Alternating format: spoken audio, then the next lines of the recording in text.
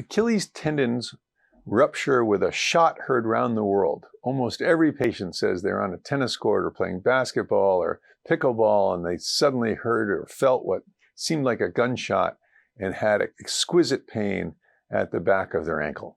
This rupture of the Achilles tendon most commonly occurs in 40 to 60-year-old males, but we do see it in females as well, and we do see it in people outside of those age ranges, but more rarely. Traditionally, surgeons would make a long open incision and try to repair the ruptured Achilles tendon. That procedure worked, but it was complicated by a lot of scar tissue, a high infection rate, and a very slow return to sports. About 25 years ago, we modified a technique and created our own percutaneous repair technique, where instead of opening the Achilles tendon, we can suture it back together just through a couple of nicks in the skin and weave the sutures through the tendon, pulling it together, and then rehab the patient. This technique now we have evaluated over the last 25 years.